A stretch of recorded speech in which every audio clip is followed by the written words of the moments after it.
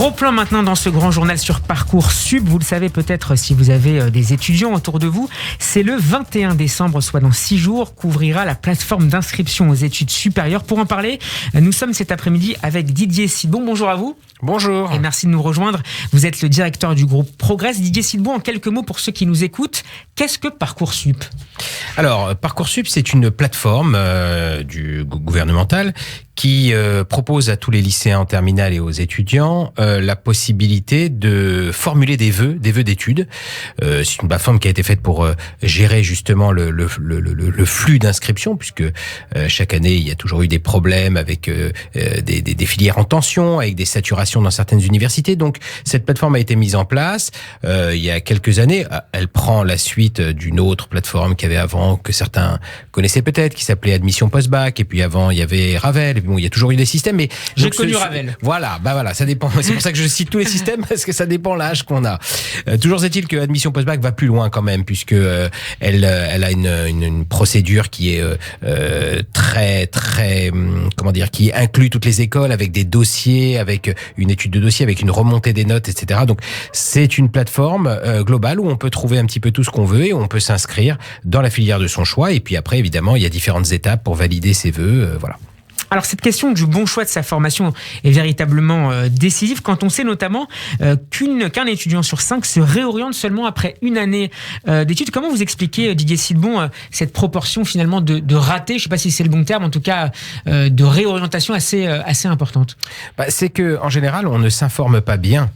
On n'est pas bien informé, on ne prend pas le temps. Souvent, et puis dans la communauté, on connaît ça, hein, on fait un petit peu comme chacun, hein, on suit les choix d'orientation des grands frères, des cousins, des amis, etc. Et on prend pas le temps de se poser la question de savoir est-ce que c'est quelque chose qui me correspond, quelle est la difficulté des études, est-ce que je vais y arriver, est-ce que je vais aimer ce que je fais, voilà. Donc on y va un petit peu comme ça, et ce manque finalement d'anticipation peut expliquer la cause d'échec. Alors après, évidemment, ça veut dire quoi? Ça veut dire qu'il faut s'informer, au maximum, il faut prendre le temps, il faut aller dans les salons, il faut aller aux journées portes ouvertes, il faut voir les écoles.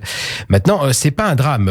Moi, je sais qu'on organise aussi un programme avec Progress, qui est le programme Prépa Massa, Prépa Progress Barilan, et c'est un programme où justement on pousse les étudiants français à faire une première année de découverte des études supérieures en Israël, qui permet après à terme d'étudier dans les universités israéliennes. Alors pourquoi je prends cet exemple? Parce que tout simplement en Israël, on sait très bien que les étudiants commencent l'école plus tard, et ils commencent l'école plus tard à un âge plus avancé, et donc ils sont plus souvent mûrs. Après leur service militaire. Voilà, ils sont plus mûrs, donc ils prennent plus de temps. Alors pourquoi je dis ça? Parce que une des causes qu'on pourrait évoquer d'échec après la première année juste après le bac, c'est que on n'est peut-être pas mûr aussi, hein, au moment où on fait son choix et au moment où on aborde ses études. Donc il y a un manque d'information sans doute, un manque d'anticipation et de curiosité parfois, et on se pose pas les bonnes questions. Mais il y a aussi un problème de maturité. Hein, Alors quel conseil pourriez-vous donner cet après-midi à la fois aux étudiants qui nous écoutent et à leurs parents qui les conseillent souvent? Écoutez, c'est un peu ce qu'on vient de dire, c'est-à-dire qu'il faut s'informer. Il faut prendre le temps d'aller à l'information. Il faut pas attendre la dernière minute. Moi, je sais qu'au lycée Progress, on a souvent des élèves qui viennent nous voir quasiment la veille de la décision des vœux, parce que il y a un calendrier, donc il y a un moment où il faut donner. Donc c'est quoi, février, mars? Alors la plateforme, elle ouvre en janvier. On a effectivement jusqu'au mois de mars, et puis le 7 avril, on doit commencer à déposer ses dossiers. Donc on peut profiter déjà des prochaines vacances pour se renseigner, pour aller faire un petit tour. C'est une grande période où il y a des journées portes ouvertes, il y a des salons, etc. D'ailleurs, à Progress Santé, on organise ce week-end des journées portes ouvertes. Et on peut donc à cette occasion découvrir les métiers d'opticien, de diététicien, d'audioprothésiste. Donc il y a pas mal de choses qui sont faites, et on n'est pas les seuls évidemment à proposer ce type de journée portes ouvertes. Mais toujours est-il que il ne faut pas négliger ça. Moi, je crois que c'est important aussi, maintenant que le Covid est terminé, de se rendre dans les écoles, parce que